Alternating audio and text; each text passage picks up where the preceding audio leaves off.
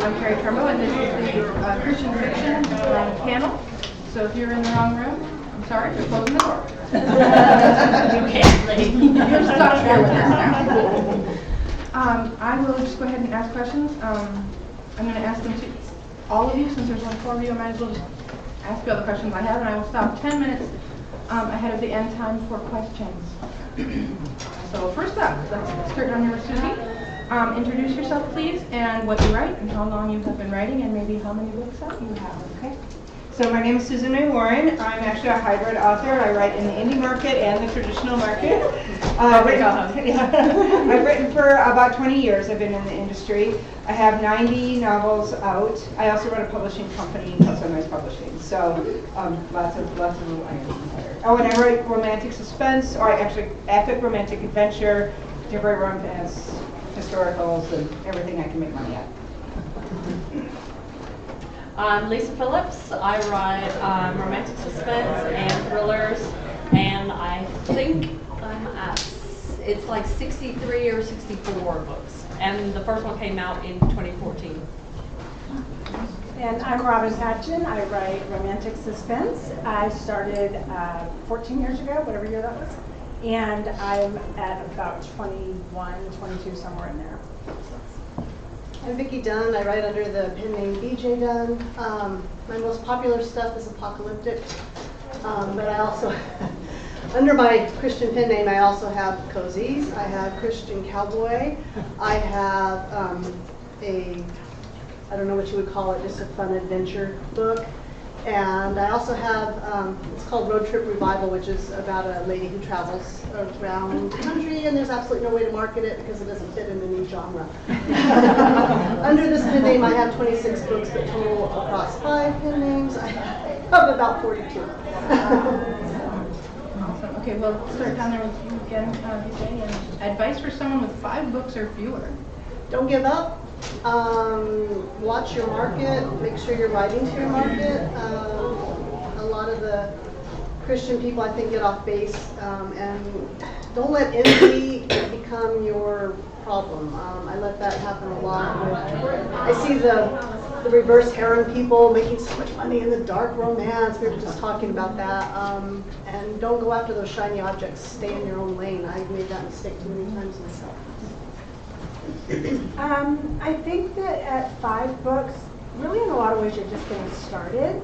And writing is hard. Like the first 5 pieces someone plays on a piano, like no one's going to pay them for it. So sometimes it's just hard and you just have to keep practicing. So my advice is write often, write a lot, and go to things like this, but also get books and watch Zoom calls, and then don't just hear it, but try it. Like they say, do this, and then you just have to try it. And you have to do it, and it feels awkward and weird at first, but then after a while it becomes normal.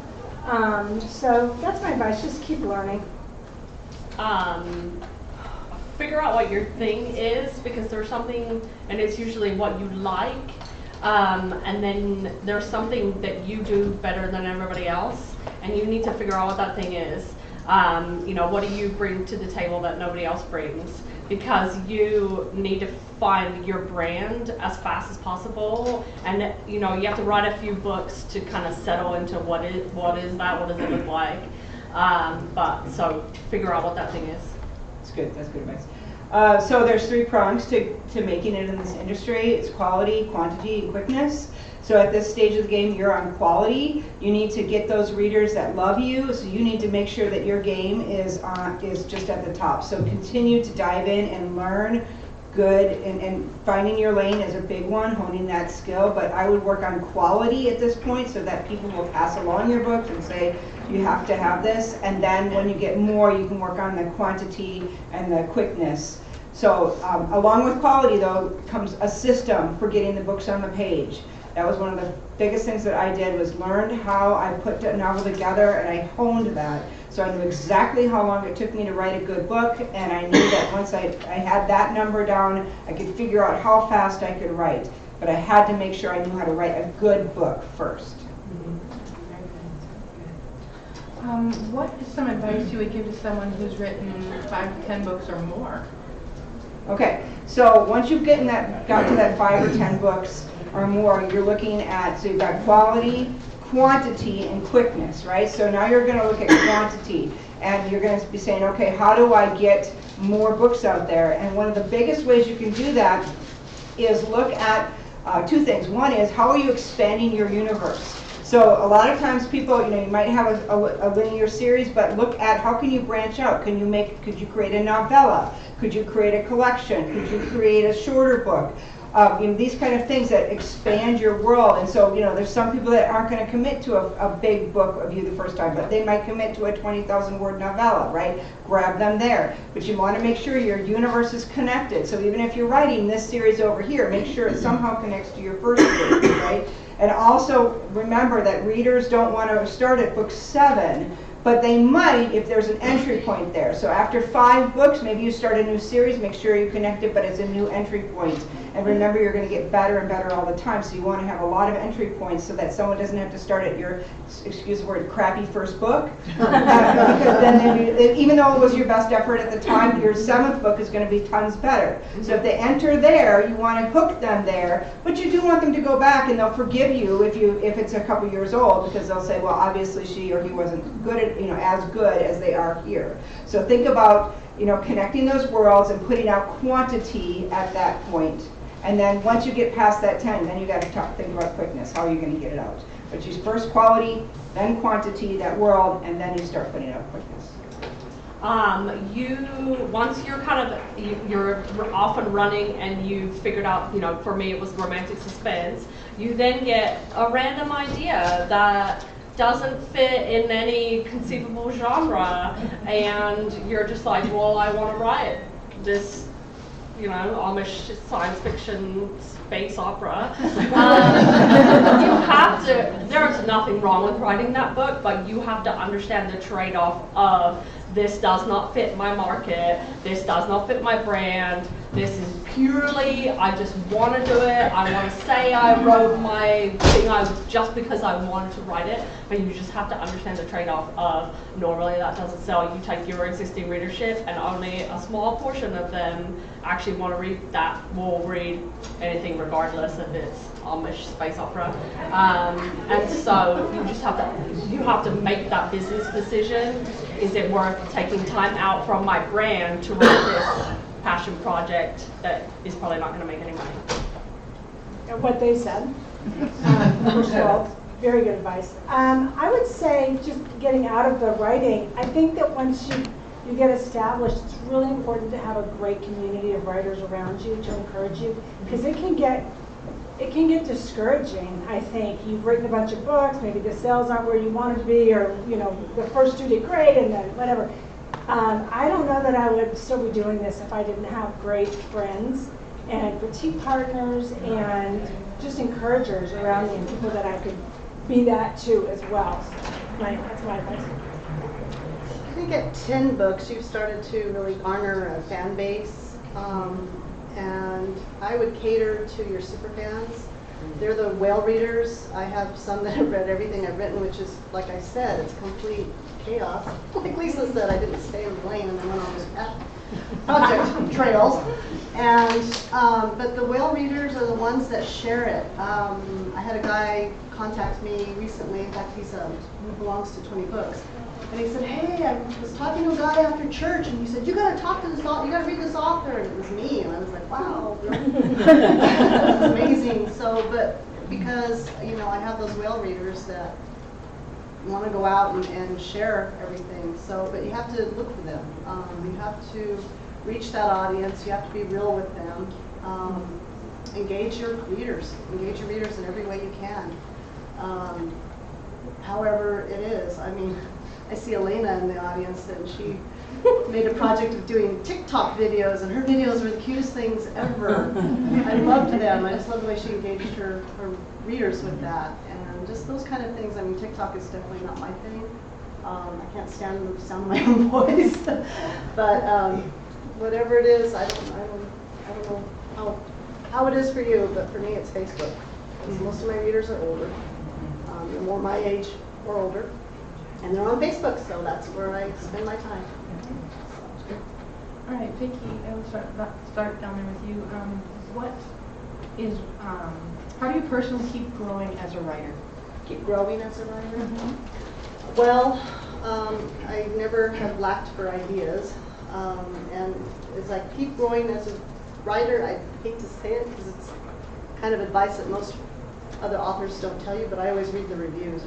I know. But I read the reviews. I read the bad ones especially because it tells me what people don't want to read. But you know, thankfully they're the minority. I had one guy say I was too Christian. Like why? Yeah, no, thank you. That was a nice compliment. So, but yeah, reading the reviews, that helps me. If I see something that they like, then I think, well, I'm doing something right, and it helps me continue growing as a writer, in that it bolsters me. It gives me confidence, I guess. With bad reviews, I've learned to laugh at now. I used to fall in a hole and cry, but now I laugh. I do things like this. I go to conferences, I listen to people who are farther along than I am, and there are a lot of those, and they are really wise. And so I go to conferences, and I take a lot of notes, and I go home, and I try to do the things that they say to do. And I'm not constantly reading books, I'm constantly just diving in and studying. I want to be better at that, to find the things that I'm not very good at, and go, okay, you need to learn to be good at that. And I just try. Yeah, just be teachable because, and it's the same thing, like take classes online, read craft books, even if you think you know everything about that. I am a huge outliner, but I read Story of Trump's Structure and I wanted to throw it against the wall, but I learned one thing from it that I still recall now, even how many books I've written later, and then get into like teaching, more like mentoring. So my author friends, I help them and they help me. So as much as I give, I learn so much, and they're who I call when I'm like, okay, I'm stuck. Like I don't know how to get them out of this situation. So yeah, just be open to giving as much as receiving from other people. That's good. That's good. I'm kind of a strategic person, and so I really like to identify what I'm going to learn over the course of a year. So early days, I looked at a book and I said, okay, well, we know that this book really sucks, and there's all the things that suck about it. So I'm going to fix one thing this year, and that's going to be dialogue. So I would go out and I would read all of the authors that I loved, and I would take apart their dialogue, and I'd say, why do I love this dialogue?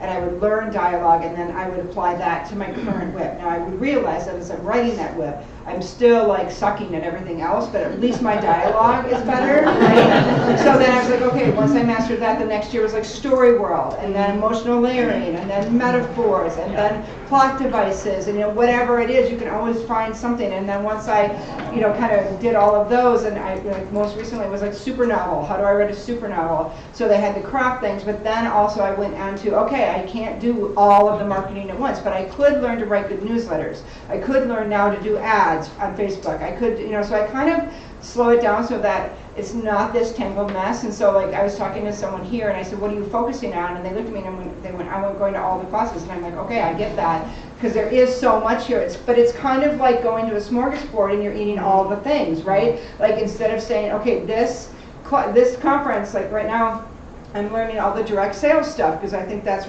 my new thing. And so like I'm focusing on that. So it can be challenging to look at all of the things you need to fix in your manuscript, and everybody has that. I don't care what level you're at. But if you focus on one thing and say, I'm just going to drill down on this, you're probably, you're getting better at all the other things as you go. So it's not like you can completely suck at everything else. It's just that now you're going to fix this, and then you can go back and fix the other things. So that's how I would approach it. I still approach it that way. Like, what am I learning now? I do the same thing. I pick one thing. This is the thing I'm learning right now. Yeah. And it's been the same thing for years because I haven't mastered it yet. I guess You I'm can move on, Robin. You're All right, what do you think makes Christian fiction special? Well, one thing so I'm a really picky reader, and I used to read a lot of ABA, and I don't read a lot of ABA anymore because Christian inspirational fiction is getting so good. I really have to applaud everyone in the inspirational market because everybody tries to bring their A game, because we do know we're competing with ABA. But here's what we offer that's a little bit different. There is truth in our stories that comes from a source, and what you're going to have, what? What's ABA? Oh, I'm sorry, ABA General Market. General market. So it says Christian Booksellers Association, American Booksellers Association. That's general market, right? So like they're gonna. So in my character, so there is truth in general market books. Let's be honest, there is truth in them. But what happens is that we point to the source of truth in ours. And let's remember that when we are creating characters that our readers identify with and go on the journey with, the things our characters are learning are truths that our reader can take home. So consider the parables, right? So now we're walking in the feet of the prodigal son. The things that he learns, we learn.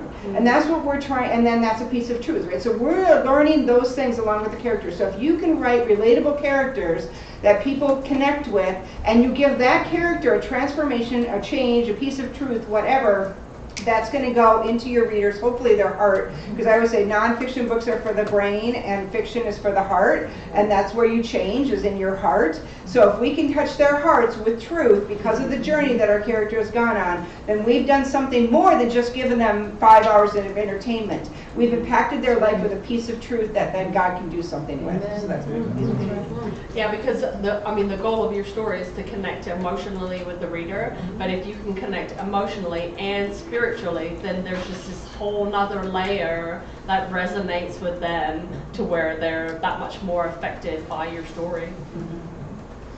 Yeah, what they said. Not a whole lot to add. No. I think that the inspiration that we can offer. Hope Yeah, is the big thing. yeah, hope. Yeah, I get a lot of encouragement from that. In other people's books, it's like, oh, that's inspiring me to be better in my walk with the Lord. And hopefully I can maybe inspire somebody else to be better in their walk with the Lord. So. And also, we live in such a dark world. Yes. You know? Yes. And Christian fiction in particular, I think, helps get us out of that in a way. I mean, just, I like to read a lot of silly stuff too, but at least with the Christian fiction, it's got a message. So, in fact, that's my byline, is stories with a message. So. Can I tag on to that? So I don't love issue-driven stories. I feel like that's not how you want to go about your story, and that's not what she's saying. And so I wanted to be clear, though, on that, is that you don't start by going, well, I'm going to just have a big talk about abortion, or I'm going to have a big talk about whatever it is. What you want is to create characters that have problems, and their problems are deep issues, right? And so they then go on their journey and they encounter truth, and they grapple with these big things. So it's not like you're giving answers, but you're raising the question. You are giving nuggets of truth, and maybe you point to the source of the answer, right? Mm-hmm. But we're trying to engage the conversation. And this is something that I always feel like my books are the starting place of the conversation, not the end, because then I will get a note from someone, or someone will go somewhere else, and they'll continue the conversation between them and God, or them and someone else. And my book was just to sort of shake them up a little bit and to maybe loosen the soil. But let's also not discount the fact that Christians need good things to read. Yeah. They need positive stuff to read. And like I go onto Netflix and I'm like, there's nothing here for me to watch. Yeah, right. And so we need to we need entertainment too. And I want to open a book and not be offended. And so, and I'm okay to be offended a little bit if it's like going to press my belief system about something, but I want my brain, what goes into my head, I need to have at least something that I approve. So well, this is the same with I have a teenager. I can't give her a YA book, but I can give her Christian fiction. Right. So that means something to me. Yeah. Let's see, for new authors and not, what is one book you would recommend on craft? Answer down there? Yeah. I read this question and I cannot answer it because I've never read a book on craft. Oh! When I started writing in 2012, there really weren't any books. I know. Odd man out. There really weren't books for authors on craft, or at least not a lot. And so I just started writing because I've always been a humongous reader. I was reading Jane Austen at age 5. And so I just wrote what I liked, and it just sort of worked. And I guarantee I'm not a best writer, but whatever. I can't offer any advice. Marketing books. marketing books, get marketing books. So just one? There are a few. There are so many great books. I love everything by Donald Moss. Everything. Yeah. All very good. I like everything by Susan May Warren. Very good. You're still my answer. I love Save the Cat by Blake Snyder. John Truby, who's here, wrote a story, amazing book. Yeah. You can spend a year in that book and still not get it when you're done, but really good. So that's off the top of my head. The fantastic thing is that whatever you need at whatever stage you're at, there's a book for that. Yeah. So you just have to go find it. Like there's books for outline. I love. I'm gonna say like 10 books right now. So K.M. Weiland, however you say it, her outlining your novel and structuring your novel has a workbook, and I often in the outlining stage go back to her questions because it's like, what turning point happens right before Act 2? And I have to sit there and figure out what the turning point is. And so, whatever you need, there's a book for that, which is fantastic. The two that I go back to with every single book is Susan May Warren, The Story Equation, for developing your characters. And then if you take, after that, read Story Genius, Lisa Cron, because it's how you take the story equation and put it on the page. Right. So, Story Equation, Susan May Warren, and Story Genius, Lisa Cron. Those are fantastic. She stole my answer.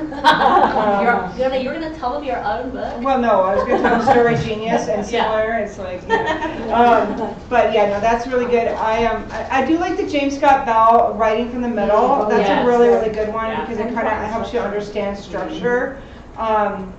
And so that one was really good. I do like Donald Moss. I read some of the oldies like Dwight Swain and Solstein and some of those that were really, really good. I'm like the yellow one. The yellow one, yeah, that's the selling writer. Yeah, probably. That's that one. So I'm just, and then of course Blake Snyder is one. Oh, and Noah Lukeman has written some good ones. The first 5 pages, the last 5 pages. So he's got some good stuff. Yeah. The first 50. Who did the first 50 pages? Was that Noah Lukeman? Maybe. That was Jeff Gerke. Jeff. Yes. Oh, speaking of, he Yes. has one on the anatomy of using brain science to propel your reader into the story, and that's and same with Story Genius is similar to that a little bit, but Jeff Gerke's, I don't remember what it's called, using brain science. So it's this idea that. How do you? So what endorphins kind of do you trigger at different places in your story? And he's got a very good class on opening your story, like the first bit needing to be about danger and intrigue and curiosity and those kind of components that drive your reader into a story. And so that's a really good one too. Awesome. What is your favorite marketing technique that you feel Christian readers are really into right now? Well, I am so old school. So here's the thing. I was a missionary for 10 years before I was an author. And I raised support. And so I learned how to raise support and do it in a way that it was a partnership, so it was like a new thing, and it was called friend raising. And so anyway, we raised our support that way, right? So I took that same technique and I used it to get my fans. And so I do the typical lead magnet, this sort of thing, but once they get into my world, I nurture that audience a lot. And so I send out sort of a personal email, and I used to have a rule of 1 picture, 1 story, 1 ask. And so then I always have a picture, I always have like a little story that goes with it, but now I do it like 3 or 4 pictures because we're so image oriented. So I do a few more pictures, I tell a story, it's usually something personal, it's not real long, it's just in between the pictures. Then I just say, thanks, and then I do my ask under the PS, and so I've earned their trust by that time. So that seems to be, frankly, my best marketing. I'm not a get on and Facebook chat person. I do Facebook Lives, but otherwise it's that newsletter, and then I do respond to my newsletter. When they write to me, I write back, and so that's just the way that I do it.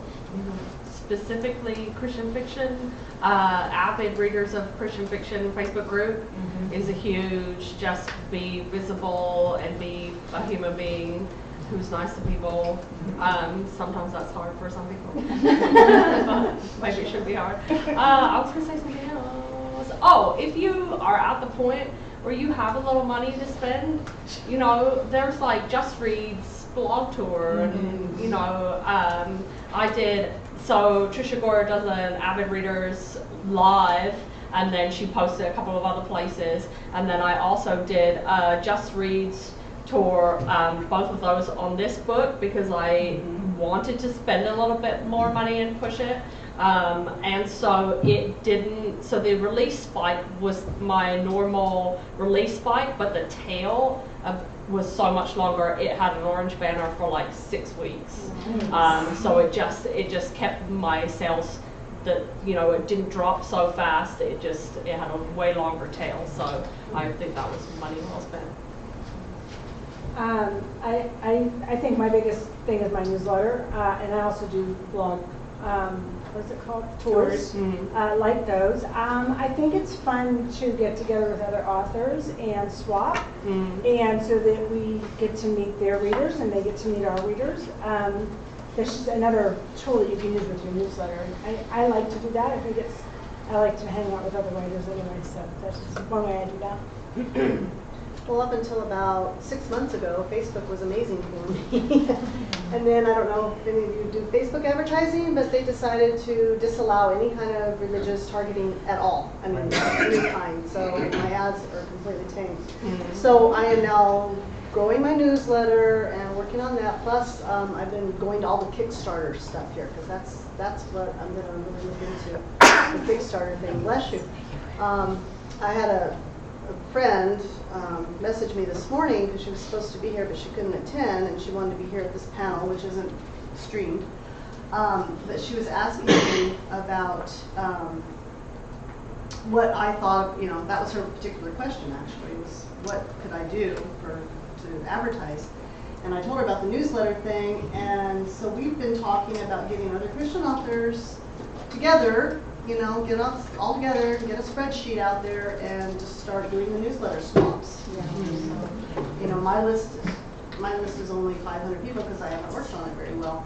You know, your list may be 2,000, so we'll get you with somebody that's got 3,000 or 2,000. You know, just build from there. It's hard. It's hard to market because the market's all about sex and drugs and rock and roll, right? But our market isn't. Our readers don't want that. No.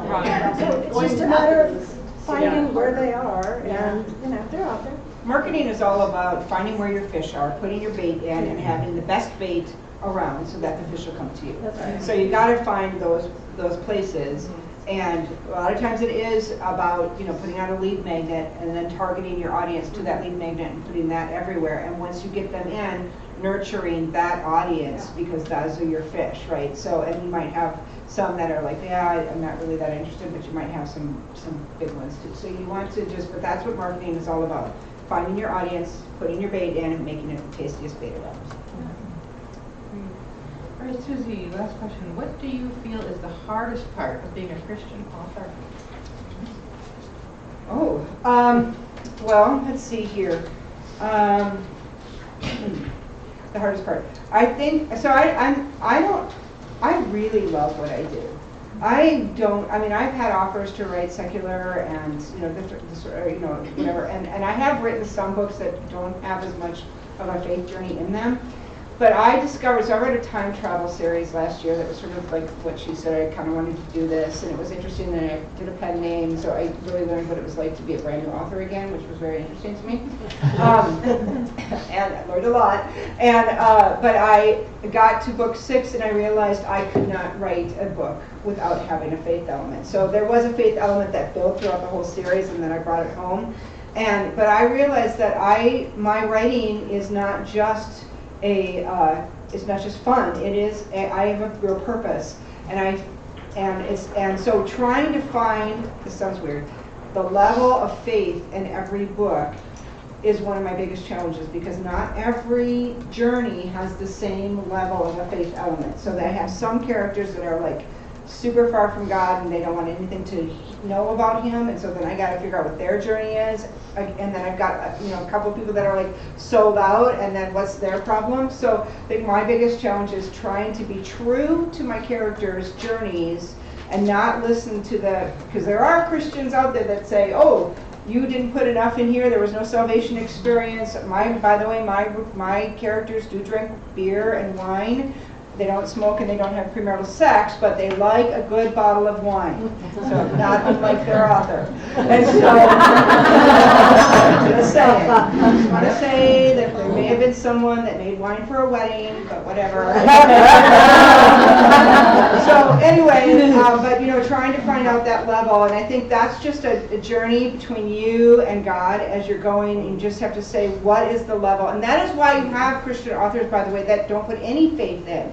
Because I trust that God is speaking to them, and He has said, no faith in your book, but this is the story. And we have to be gracious to each other and say, I trust you that God is speaking to you, and that's the story He's given you, and no judgment, right? And we have to give each other that sort of grace. So that's kind of my biggest challenge. I think there are genres and markets with a whole lot more readers in them than Christian fiction.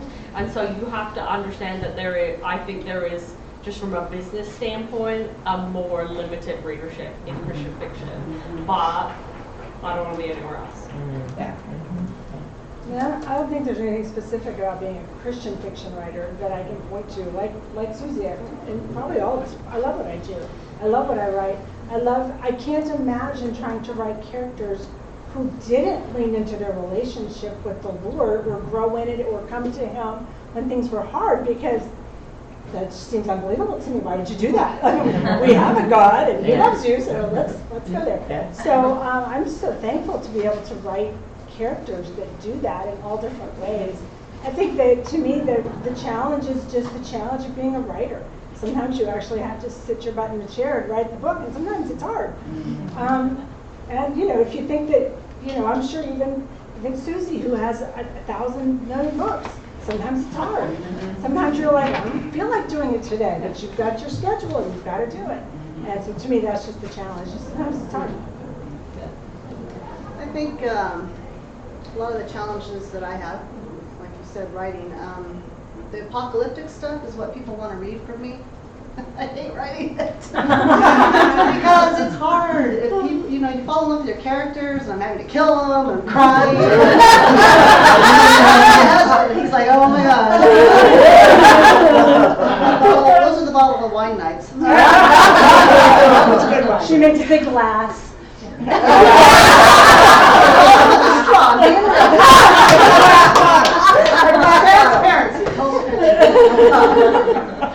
But yeah, writing the faith into it by writing the faith into your stories, but keeping it real. Yeah. I read too many older Christian books that were just, the characters were just too good to be true. Yeah. Right. And my characters cuss. I don't write the cuss words, but they do. Said he cursed. Yeah. The worst I've ever said was dang, and I got a reader who wrote me. She was so upset that I had used a curse word in my book. Come back to Jesus. Have you ever been out at Walmart? Ever? But that's not real life. I'm sorry. People curse. People get unhappy. My newest character is a disillusioned pastor who he's turned his back completely on his faith, and he's got to figure it out real quick. But by golly, right now he does not want to have anything to do with Christianity or talking about God or anything else. So, but that's real. I've been there myself. I fell away, and those backsliding times suck. So why not write about them? Because people want to know. You want to be encouraged, because you might have a reader that's in that point right now. Right. They were up here and now they're way down here, and the Lord's gonna maybe use you to lift them up, to get them back on the track. Keep it real. We've got a little more than 5 minutes. Does anybody have any questions? Yeah, stand up and speak real loud. Okay. So, do you ever market to a secular audience? And if you do, how do you go about doing that? Do you market to a secular audience? Yeah, so I had, so when I first went indie, I wanted to write a little bit more edgy books, and so my audience, so I wrote Smoke Jumper books, and they were still clean, they were sweet, they had elements of faith in them, maybe not as strong, but I wanted these grittier characters that did drink beer, and I couldn't with all my publishers, and so Not that fear was like the defining thing, but you know, it was like I wanted like a real human being that you know was, and so so I did market it, but I did very clearly say that this is an inspirational book. I have never gotten, the only time I have gotten negative reviews was at a BookBub ad that I did, and it was to contemporary romance, and I had like just so many downloads, and it was for my first in my Montana Marshall series, a guy named Knox.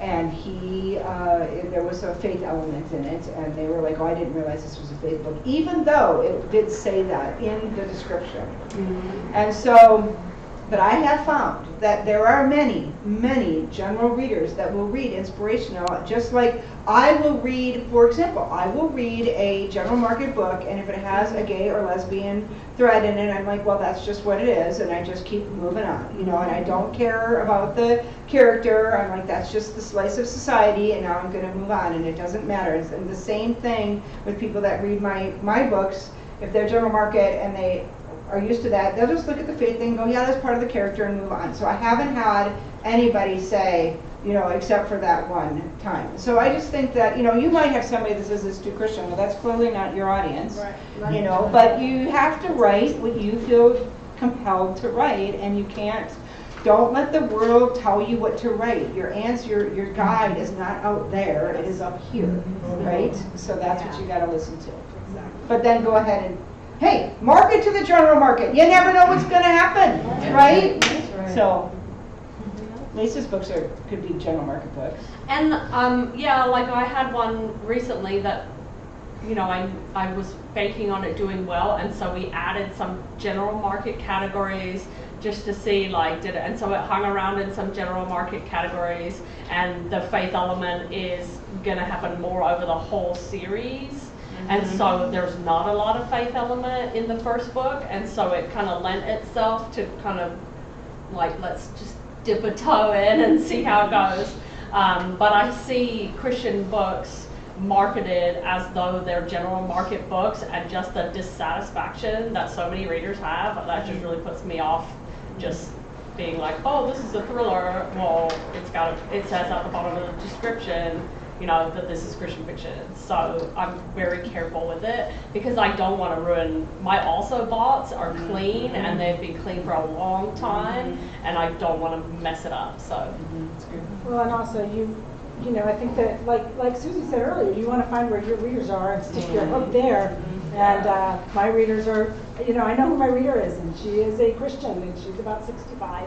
And so I don't really want to spend a lot of time and energy and money trying to market to people who probably aren't going to like my race. Yeah.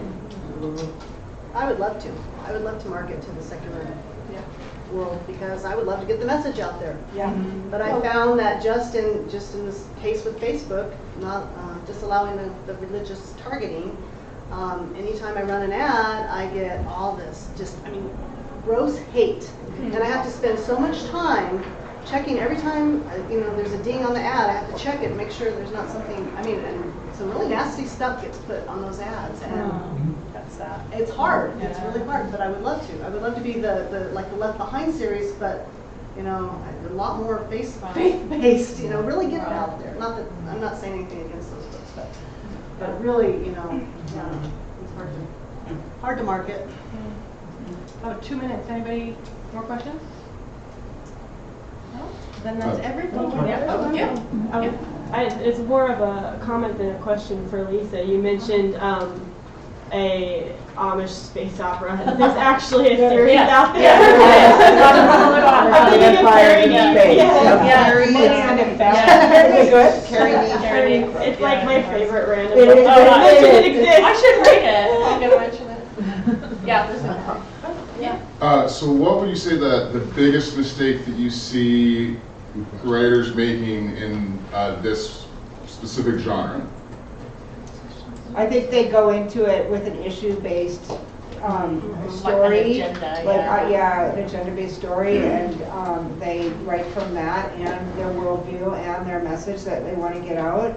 And I would encourage you to throw the message and the agenda out and ask the characters what their problem is and what their journey is, and then go with them on the journey and let the truth come out and land where it should. I think, yeah, because you know, if you think about the slice of the market that's Christian fiction, and then you've got, I see newer authors that want to be like really edgy, and you know, now you're even smaller percentage of that market, so you have to write to market with Christian fiction the same way you have to write to market with everything else. And so, you know, for good or ill, the market is what it is, and has, you know, it's come a long way, I'd say, in the last 10 years. The quality is just fantastic now.